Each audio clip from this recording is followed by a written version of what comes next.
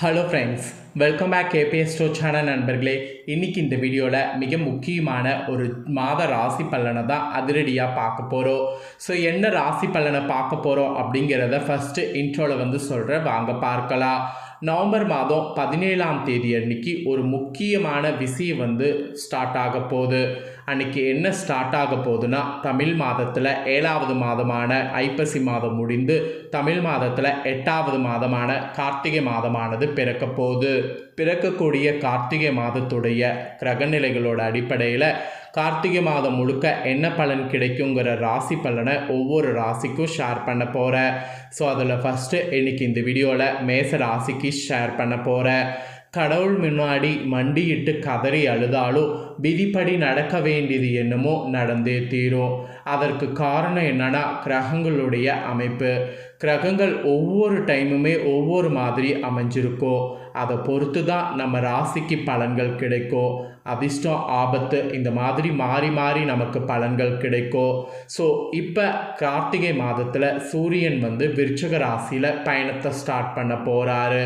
So விருச்சக மாதம் என்றும் கார்த்திகை மாதம் என்றும் இந்த மாதத்தை அழைக்கலாம். இந்த மாதத்துடைய ஸ்பெஷல்னு பார்த்திங்கன்னா, கார்த்திகை மாதத்தில் கார்த்திகை தீபமானது கொண்டாடப்படும்.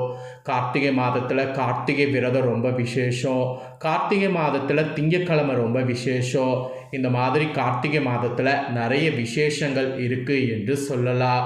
இந்த கார்த்திகை மாதத்தில் என்ன மாதிரியான பரிகாரங்கள்லாம் செய்யணுங்கிறது நான் உங்களுக்கு வீடியோவில் கடைசியாக ஷேர் பண்ணுறேன். இப்போ நான் என்ன ஷேர் பண்ண போகிறேன்னா, கார்த்திகை மாத பலன்கள் உங்கள் மேச ராசிக்கு ஷேர் பண்ண போகிறேன்.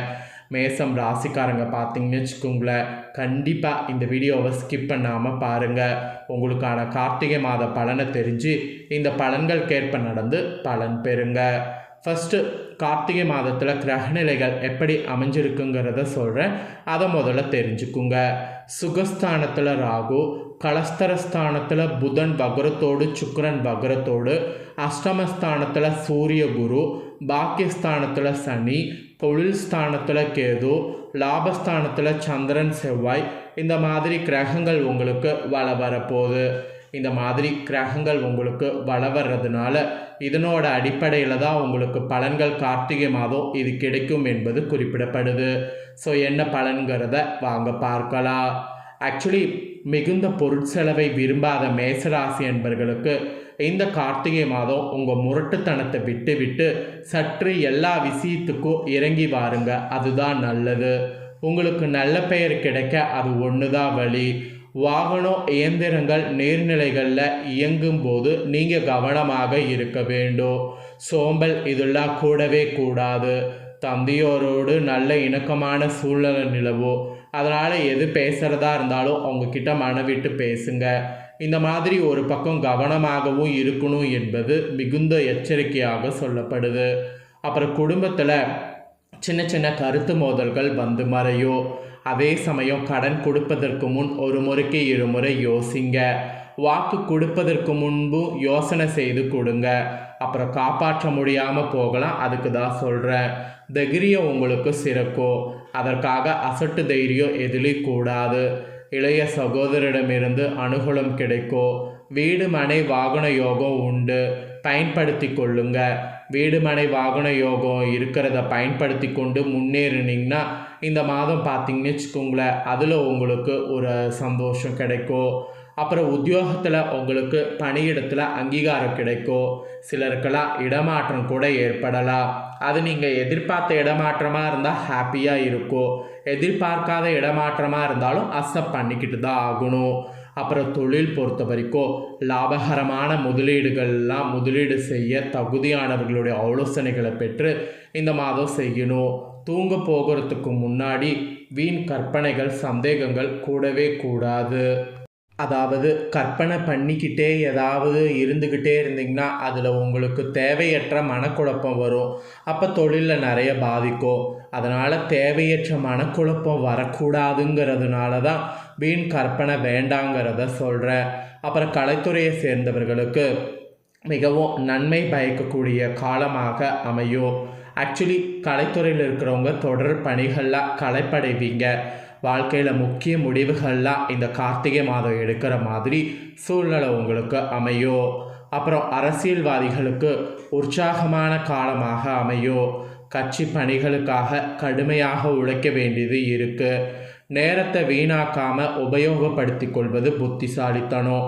அதனால் அரசியல் இருக்கக்கூடிய மேச ராசிக்காரங்க நேரத்தை வீணாக்காமல் நேரத்தை கரெக்டாக கார்த்திகை மாதம் பயன்படுத்திக்குங்க. அப்புறம் மாணவர்களுக்கு படிப்பில் கவனம் தேவை. எச்சரிக்கையோடு நேரத்தை வீணாக்காமல் நீங்களும் படிக்கணும். வெற்றி நிச்சயம். குறுக்கு வழிகள்லாம் நடக்கவே கூடாது. மீறி நடந்தீங்கன்னா அவமானங்கள் ஏற்படும். ஸோ மாணவர்களும் படிப்புக்காகவே எச்சரிக்கையோடு நேரத்தை வீணாக்காமல் இருக்கணும். அப்புறம் பெண்களுக்கு உடல்நிலையில் கவனமாக இருக்கணும். மருத்துவத்திற்கு என சேமிக்க பழகுங்க. ஏன் இதை நான் சொல்கிறேன்னா, இந்த கார்த்திகை மாதம் திடீர் செலவுகள் வரும். அதை காப்பாற்றுவதற்காகவாவது நம்ம சேமிக்கணும்ல. அதனால் மருத்துவத்திற்குன்னு கொஞ்சம் சேமிப்பு பண்ணுங்க. கவனமாக இருங்க. வாழ்க்கை துணையோடு அமைதியை கடைபிடிங்க. கோவப்படாதீங்க, டென்ஷன் ஆகாதீங்க. இது ரெண்டுமே நீங்கள் ரொம்ப கம்மி பண்ணணும். ஸோ இந்த மாதிரி எல்லாமே கவனமாக இருக்கணுங்கிறது கார்த்திகை மாதத்துக்கு உங்கள் ராசிக்கு குறிப்பிடப்பட்டிருக்கு. இதில் உங்கள் நட்சத்திரத்துக்கு ஏற்ப பார்க்கும்போது சில விஷயங்கள் மெயினாக சொல்லப்பட்டிருக்கு. அதில் ஃபஸ்ட்டு அஸ்வினியில் பிறந்த மேச ராசிக்காரங்களுக்கு இந்த கார்த்திகை மாதம் உடல் ஆரோக்கியத்தில் கவனமாக இருக்கணுமா. எதிர்பாலினத்தரோடு நீங்கள் பழகும்போது மிகவும் எச்சரிக்கையாக இருக்கணுமா. எந்த காரியத்தை செய்தாலும் அதில் வேகத்தை காட்டாமல் மெத்தனமாக செய்யணுமா. மெத்தனமாக செய்யும்போது அந்த காரியம் சக்ஸஸ் ஆக வாய்ப்பு இருக்குது.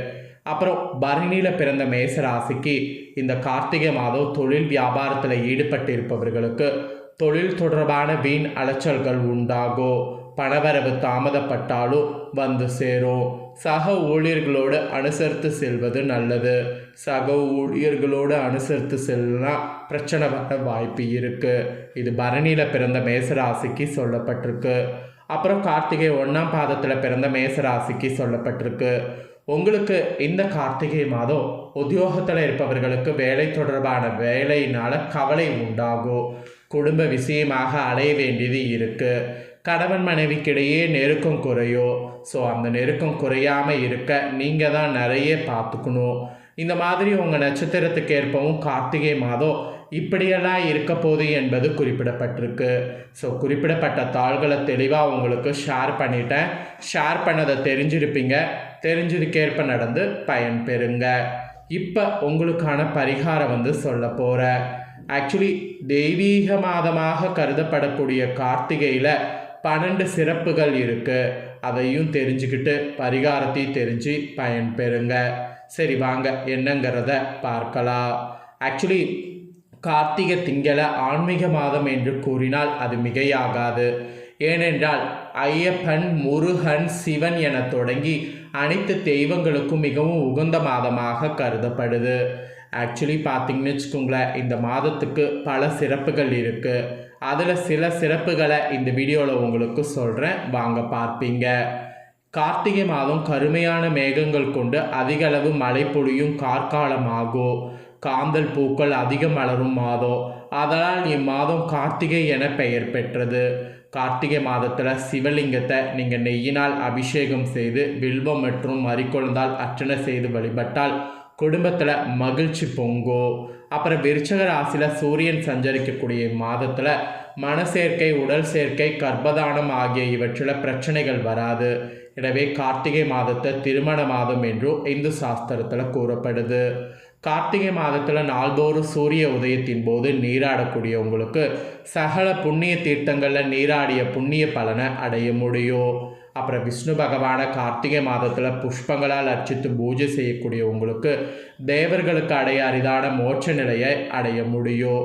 அப்புறம் கார்த்திகை மாதத்தில் விஷ்ணு பகவான துளசி இலையால் அர்ச்சனை செய்பவர்களுக்கு கண்டிப்பாக நீங்கள் துளசி இலைகள் ஒவ்வொன்றும் சமர்ப்பிக்க அஸ்வமேத யோகம் செய்த பலனை அடைய முடியும்.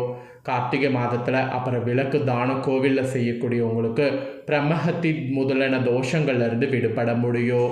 அப்புறம் கார்த்திகை மாதத்தில் மது மாமிசம் முதலவற்றை ஒழித்து விரதம் அனுஷ்டித்திங்கன்னா சகல பாவங்கள்லேருந்து விடுபட்டு விஷ்ணு பாதத்தை அடைய முடியும்.